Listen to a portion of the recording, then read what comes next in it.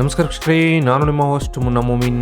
ಹೇಗಿದ್ದೀರಾ ನೀವು ವೀಕ್ಷಕರೇ? ಕರ್ನಾಟಕ ಎಕ್ಸಾಮಿನೇಷನ್ ಅಥಾರಿಟಿ ವತಿಯಿಂದ SDFD ಹುದ್ದೆಗಳಿಗೆ ಸಂಬಂಧಿಸಿದಂತೆ ಮತ್ತೆ ಒಂದು ಎಕ್ಸಾಮ್ ಡೇಟ್ಗಳನ್ನು ಇಲ್ಲಿ ಅಪ್ಲಿಕೇಶನ್ ಫಿಲ್ಅಪ್ ಮಾಡೋ ಡೇಟನ್ನು ಎಕ್ಸ್ಟೆಂಡ್ ಮಾಡಿದ್ದಾರೆ. ನೋಡಿ, ಬೆಂಗಳೂರು ನೀರು ಸರಬರಾಜು ಮತ್ತು ಒಳಚರಂಡಿ ಮಂಡಳಿಯಲ್ಲಿ ಖಾಲಿ ಇರುವ ಉಳಿಕೆ ಮೂಲ ವೃಂದ ಹಾಗೂ ಕಲ್ಯಾಣ ಕರ್ನಾಟಕ ವೃಂದದ ಹುದ್ದೆಗಳಿಗೆ ಅರ್ಜಿ ಸಲ್ಲಿಸಲು ಪ್ರಾಧಿಕಾರ ದಿನಾಂಕದಿಂದ ನೋಡಿ 15/11/2020 ಅಧಿಸೂಚನೆಯನ್ನು ಹೊರಡಿಸಲಾಗಿತ್ತು.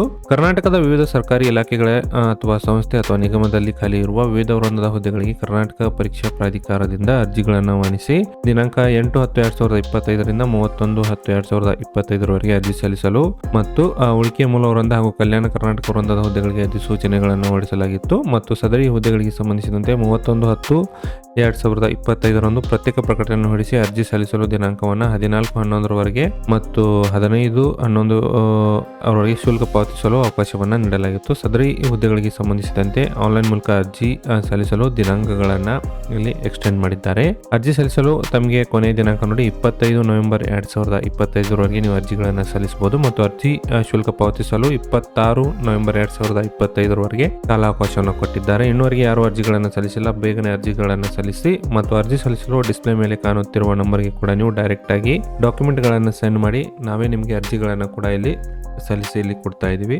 ಯಾರಿಗಾದರೂ ಇಂಟ್ರೆಸ್ಟ್ ಇದ್ರೆ ಆ ನಂಬರ್ಗೆ ಸಂಪರ್ಕಿಸಿ.